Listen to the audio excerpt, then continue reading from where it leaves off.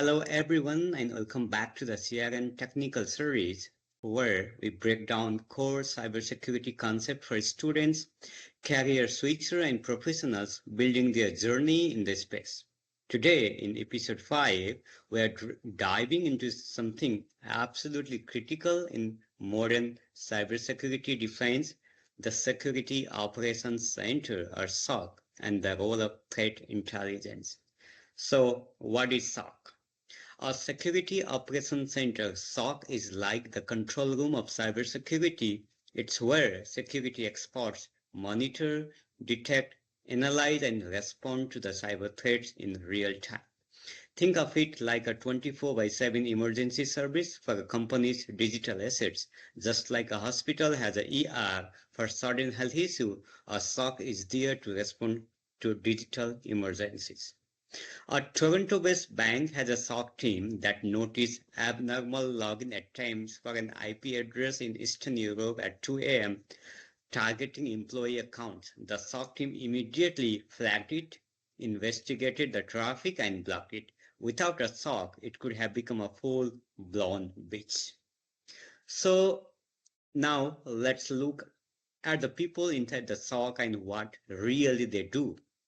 The first one is Tier 1 analyst, the first responder. They monitor alerts, filter out the false positive, and escalates the real threats.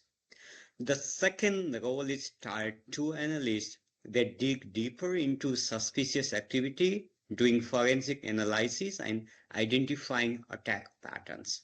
The third one is Tier 3 analyst, or we can tell them as a threat hunter. So they proactively search for the threat not yet detected, finding attackers who might already be in the system. And the top level is SOC manager. So SOC manager are the leader who ensure smooth operations, reporting and strategy. So these teams work with tools like SIEM, that is called Security Information and Event Management tools like Splunk, Wazoo, and QRadar. And they also rely on EDR, endpoint detection and response tools like CrowdStrike or Sentinel-1. So what is threat intelligence?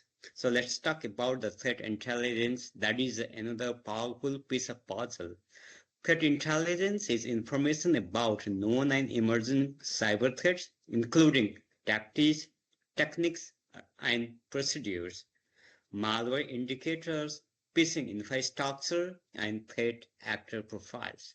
Think of it like if you are a police department, threat intelligence is the most wanted list, crime patterns, and information about undercover agents, all helping you to stay ahead.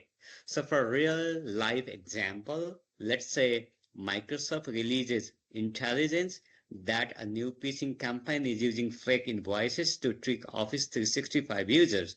With the intelligence, our SOC team can update email filters, alert users, and look for any signs of compromise in the network before the attack event hits. So why SOC and threat intelligence matter together? The real power comes when SOC and threat intelligence work together. Threat intelligence informs the SOC, and the SOC validates and shares real-time incidents, which improves the threat intelligence. This cycle helps organizations move from being reactive to proactive. So how can you start a career in the SOC? So if you are interested in working in a SOC, here is how you can start. So let's learn some foundational skills like networking, Linux, Windows, and scripting. Study the tools like Wireshark, Wazoo, and ELK Stack.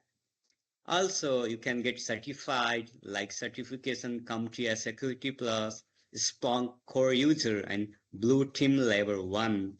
And you can do some hands-on practices. Use TryHackMe, Blue Team Labs, or open source SIM tools. And if you are already interning or studying, try joining CRN live labs and walk through. We will help you apply what you are learning in the real old SOC scenario. So like share and comment if you have learned something today, and don't forget to subscribe to CRN for more weekly episode.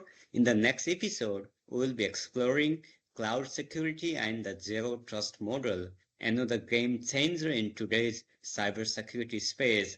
Until then, stay safe, stay curious, and stay connected with the CRN. Thank you.